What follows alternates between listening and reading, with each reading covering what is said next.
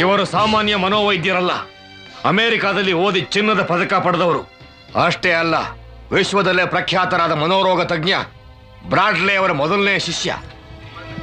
ನಾನೊಂದ್ಸಲ ಅಮೆರಿಕಾದಲ್ಲಿ ಬ್ರಾಡ್ಲಿ ಅವರನ್ನ ಭೇಟಿ ಮಾಡಿ ಪ್ಯಾರಾಸೈಕಾಲಜಿ ಬಗ್ಗೆ ನನಗಿದ್ದ ಕೆಲವು ಸಂದೇಹಗಳನ್ನು ಕೇಳಿದೆ. ಆಗ ಅವರು ಪ್ರಪಂಚದಲ್ಲೇ ಪ್ರಸಿದ್ಧವಾದ ಒಂದು ಪುಸ್ತಕನ ನನ್ನ ಕೈ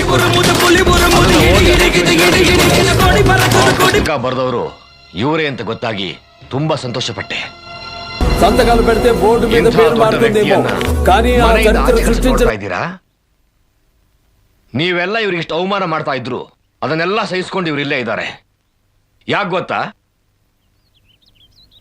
ಬೇಡಿ ಆಚಾರ್ಯರಿ, ನಿಮ್ ಹೆಂಡತಿ ಬಗ್ಗೆ ಒಂದು ಮಾತಾಡಿದ್ರು ಅಂತ ಅವರನ್ನ ಮನೆ ಬಿಟ್ಟು ಹೋಗಿ ಅಂತ ಹೇಳ್ತೀರಾ? ಆದ್ರೆ ನಿಮ್ಮ ಹೆಂಡತಿನ ಕಾಪಾಡೋದಕ್ಕೋಸ್ಕರ ಇವರು ತಮ್ಮ ಜೀವನೇ ಪಣವಾಗಿಟ್ಟಿದ್ದಾರೆ ಅಂತ ನಿಮ್ಗೆ ಯಾರಿಗಾದ್ರೂ ಗೊತ್ತಾ?